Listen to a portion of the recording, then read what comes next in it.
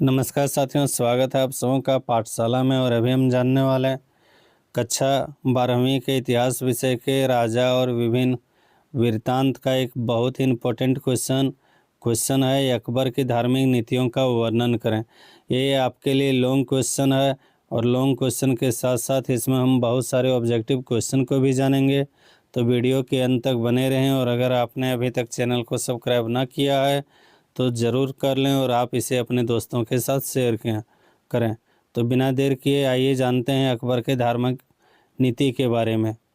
तो हमने यहाँ पर जिस प्रकार से लिखा है, अगर आपको उसी प्रकार का PDF फाइल चाहिए तो आप हमें कमेंट बॉक्स में अपना व्हाट्सएप नंबर टाइप भेजें, हम आपको ये PDF फाइल आपको भेज देंगे।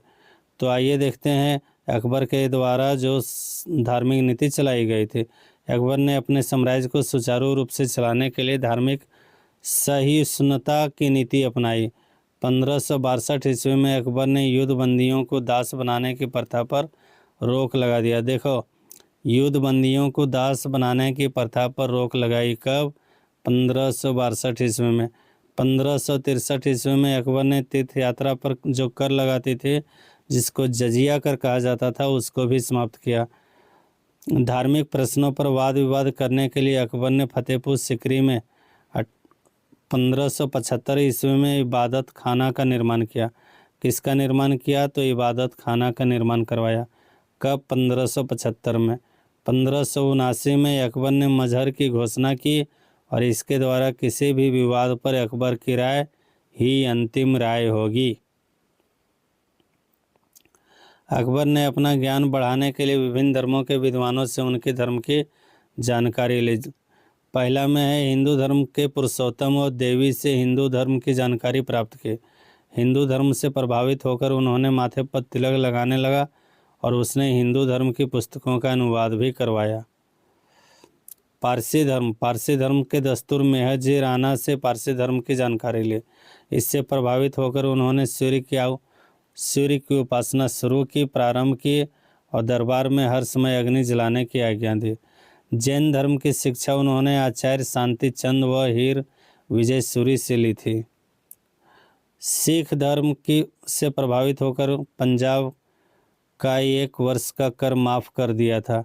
ईसाई धर्म से प्रभावित होकर आगरा एवं लाहौर में गिरजाघर का निर्माण करवाया। किसने? अकबर ने।